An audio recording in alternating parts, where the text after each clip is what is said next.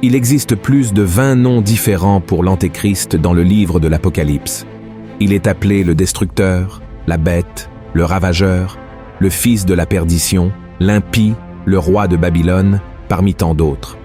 Et tous ces titres ont pour but de nous donner une petite idée de son caractère, de sa personnalité. Après tout, il sera la personne la plus perverse ayant jamais foulé cette terre.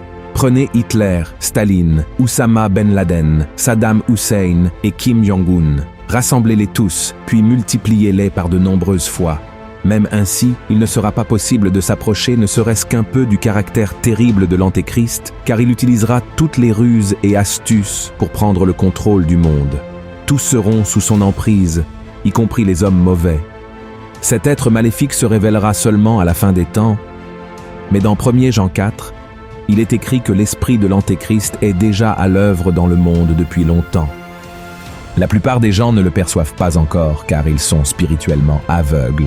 Pendant ce temps, il agit contre les enseignements du Christ, encourageant des idéologies malveillantes et conduisant tous à une vie de désobéissance. L'esprit de l'Antéchrist est directement lié à la tromperie et au mensonge, et son objectif principal est de détourner les gens du véritable évangile.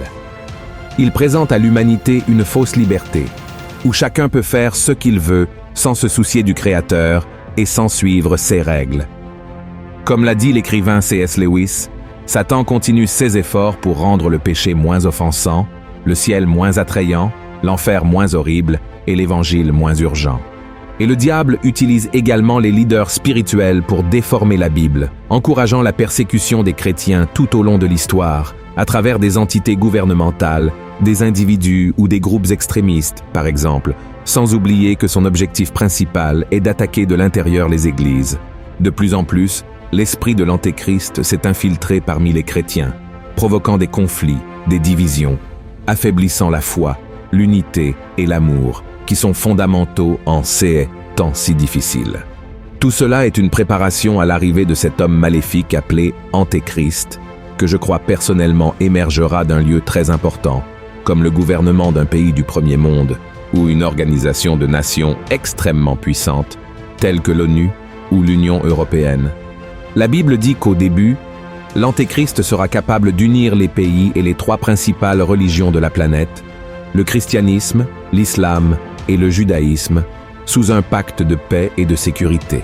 Cette promesse surviendra à un moment où tout semblera être perdu, où les gens et les nations seront désespérés pour un sauveur, quelqu'un qui changera le destin de la terre et leur apportera un peu d'espoir. Ensuite, avec une grande alliance formée, il parviendra enfin au pouvoir mondial et gagnera la confiance des gens avec son apparence agréable, son influence et surtout, son discours empreint de sagesse et de douceur. Il sera la personne la plus charmante et admirable au cours de ses premières années au pouvoir. Et la parole de Dieu parle aussi de la prophétie de l'émergence de 2 bêtes qui marqueront le début de la fin des temps. La première, qui viendra de la mer avec 7 têtes et 10 cornes, est l'Antéchrist. Quant à la deuxième bête, qui surgira sur la terre et amènera les gens à adorer la première, elle sera le faux prophète. Il les trompera avec de nombreux signes miraculeux. C'est précisément cette deuxième figure qui aidera l'Antéchrist à maintenir ce contrôle politique, religieux et économique du monde, à travers une sorte de licence de vie qui sera la marque de la bête. Ce ne sera que par elle que les gens pourront acheter et vendre, sinon ils mourront de faim et d'autres articles essentiels à la survie, car ils ne pourront pas participer à ce nouveau modèle d'économie mondiale. Et 3 ans et demi plus tard, alors que tout le monde sera en relative paix, sans grand conflit dans le monde, l'Antéchrist rompra l'accord qu'il a conclu avec les nations et le traité signé sera annulé. Cette figure sympathique et pacificatrice n'existera plus.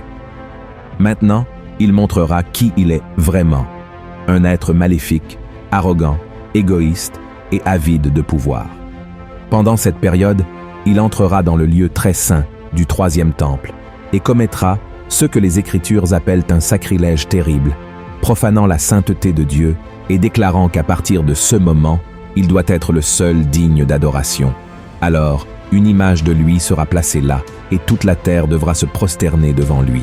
Et voici que le leader le plus cruel, habilité par Satan et détenant le contrôle du monde entier entre ses mains, commencera à agir. Tout comme Dieu a sa Trinité, Satan aura aussi la sienne. Il représentera le Père, l'Antéchrist sera le Fils et le faux prophète sera comme le Saint-Esprit, tous unis dans le but de causer le mal au maximum de personnes. En ce qui concerne le faux prophète, sachez que son rôle dans cette période de grande tribulation sera plus important que l'on pourrait imaginer. En plus de persécuter et condamner ceux qui ne se prosterneront pas devant l'Antéchrist, il agira également comme une sorte de premier ministre de ce gouvernement maléfique, gérant toutes les questions importantes, y compris l'imposition de la marque de la bête aux habitants de la terre. Enfin, l'Antéchrist attaquera toute la nation d'Israël dans le but d'exterminer les Juifs, comme les peuples ennemis de la Bible, tels que les Philistins, les Babyloniens, les Assyriens, les Ammonites, les Amalécites, les Syriens et plus récemment, les Iraniens et les Palestiniens ont tenté tout au long de l'histoire, sans succès. Mais la Bible dit qu'alors, plusieurs armées du nord, du sud et de l'est traverseront le fleuve Euphrate, et pendant un certain temps, l'Antéchrist devra suspendre son plan de destruction de la nation choisie par Dieu pour faire face à ses ennemis qui surgiront sur son chemin. Et tandis qu'ils se battent les uns contre les autres, un adversaire qu'il n'attendra pas arrivera, le Seigneur Jésus-Christ monté sur un cheval blanc, rempli de gloire et de pouvoir, accompagné de ses saints et de ses anges. Ceux ennemis qui se battaient entre eux se rallieront, dirigés par l'Antéchrist, pour combattre le roi des rois et le Seigneur des seigneurs, dans une bataille appelée Armageddon. Cet endroit en Israël sera le champ de bataille le plus impressionnant qui puisse exister, car ce qui semblait être une guerre de siècles sans fin durera le temps d'un souffle. Oui, d'un simple souffle. Le Christ détruira toutes les personnes rebelles sur la terre, et la destruction sera si grande que le chapitre 19 de l'Apocalypse dit que Dieu devra appeler les oiseaux du ciel de toutes les parties du monde pour se nourrir des cadavres qui giseront sur le sol. Ensuite, Jésus détruira l'Antéchrist et le faux prophète. Il désarmera également les armées, renversera tous les alliés et désintégrera toutes les alliances maléfiques. Satan sera emprisonné dans un lieu appelé Hadès, et après que les oiseaux auront fait le nettoyage et que tout le mal aura disparu, il ne restera sur la terre que ceux qui croient en Christ et qui ne se sont pas rebellés contre lui. Le royaume de Jésus sera établi ici pendant 1000 ans. La Bible dit que ceux d'entre nous qui ont vécu et ont été enlevés seront avec lui et l'aideront à administrer ce qui se passera pendant le millénaire. Le roi David sera son bras droit. Dans ce royaume de Jésus, tout ce qui a été créé par le Père dans le Jardin d'Éden, mais qui a été détruit par le péché, reviendra encore mieux. Mais l'histoire ne s'arrête pas là. La mort physique ne sera pas suffisante pour les incroyants. Dieu lui-même s'assiera sur le grand trône blanc et sa majesté sera si puissante que la terre et le ciel fuiront devant sa présence. Ensuite, les morts, c'est-à-dire tous les incroyants, grands et petits, se tiendront devant le trône blanc et les livres seront ouverts. La Bible ne précise pas exactement quels livres seront ceux-ci, mais probablement ce seront des livres qui mettront en lumière leurs actions, choix, paroles et pensées. Et parmi ceux-ci, un autre livre, le livre de vie. Ceux dont les noms ne seront pas trouvés dans le livre de vie seront condamnés. Mais il restera encore Satanas, qui restera emprisonné jusqu'à la fin du règne de 1000 ans de Christ. Après cette période, il sera libéré et envoyé avec l'Antéchrist et le faux prophète dans le lac de feu, également connu sous le nom de deuxième mort ou enfer. Malheureusement, ceux qui ont suivi le diable dans leur chemin ont renié le Christ et ont reçu la marque de la bête, se joindront à eux pour une éternité remplie de douleurs, de tourments et de grincements de dents. À ce moment-là, il n'y aura plus de temps pour la miséricorde, le repentir et le pardon. Je sais que c'est triste à dire, après tout, nous parlons d'êtres humains. Mais frères, nous devons nous rappeler que si Dieu ne le faisait pas, il ne pourrait pas être Dieu. S'il restait simplement les bras croisés en regardant tout le mal que ces personnes ont fait, sans prendre aucune mesure, il finirait par se disqualifier en tant que juste juge. Nous savons que Dieu fait toujours ce qui est juste, avec amour, miséricorde, mais il fait aussi justice. Et comme les gens n'ont pas voulu recevoir la grâce de Dieu par son Fils Jésus, ils seront condamnés éternellement. Et peut-être que vous vous demandez, « Mais pasteur, que se passe-t-il ensuite ?» La Bible dit qu'un nouveau ciel et une nouvelle terre se formeront, et ce nouveau monde s'appellera la Nouvelle Jérusalem. Là, les gens vivront pour toujours, et il n'y aura ni tristesse, ni douleur, ni pleurs, ni maladie, et encore moins la mort. Jésus marchera à nos côtés, de la même manière que le Seigneur marchait avec Adam et Ève au paradis. Le livre de l'Apocalypse contient de nombreux passages sombres, mais en eux, il y a toujours un signe de la grâce et de la miséricorde de Dieu.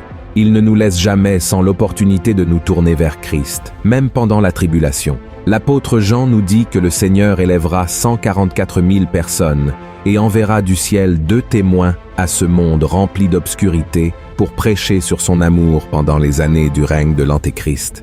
Ainsi, si quelqu'un n'est pas sauvé, ce ne sera pas à cause de Dieu, mais à cause de ses propres choix. Il a fait tout ce qu'il sait faire, tout ce qui peut être fait, y compris donner son propre Fils pour payer la dette de nos péchés sur la croix. Quand je serai devant Dieu et qu'il me demandera pourquoi il devrait me laisser entrer au ciel, je répondrai que j'ai reçu son Fils, Jésus-Christ, comme mon Sauveur et mon Seigneur, et il m'a promis le don de la vie éternelle. C'est la confiance que vous devez avoir lorsque vous êtes devant le Seigneur.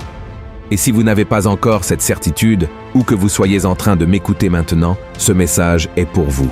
Acceptez Jésus, livrez-vous à lui pendant qu'il en est encore temps. Amen. Dieu ne vous a pas amené jusqu'à la fin de cette vidéo seulement pour que vous en appreniez davantage sur l'Apocalypse, mais aussi pour vous dire qu'il vous aime beaucoup, que Christ est mort pour vous et qu'il existe également un chemin ouvert pour vous aller au ciel. Il vous suffit de le vouloir, alors ne remettez pas à plus tard. Amen. Et si vous souhaitez maintenant remettre votre vie à Jésus, je veux faire une prière et que vous puissiez également la faire là où vous êtes, avec votre cœur ouvert, en disant les mots à voix haute. Amen. Prions. Répétez ces mots avec moi. Seigneur Jésus, je t'accepte comme mon Seigneur et Sauveur. Je reconnais que le Seigneur est venu dans ce monde, est mort pour nos péchés et est ressuscité le 3e jour. Jésus, je me repens de mes péchés. Je veux marcher avec toi chaque jour. Inscris mon nom dans le livre de la vie. Change mon histoire, Seigneur. Efface mon passé et transforme mon cœur. Je crois que le Seigneur est le chemin, la vérité et la vie. Et je veux être avec toi tous les jours. Je veux obéir à ta parole. Je veux pardonner comme le Seigneur m'a pardonné. Et je veux aimer comme le Seigneur m'a aimé. Aide-moi à être fidèle jusqu'à la fin. Au nom de Jésus, je prie et je crois. Amen. Gloire à Dieu.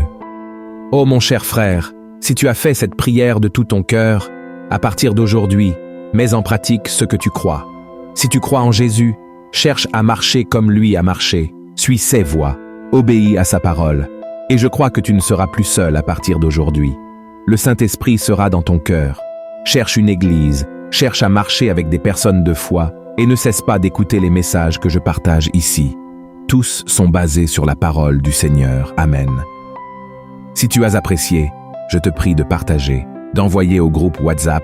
Diffusons ce message si important. Que Dieu te bénisse puissamment.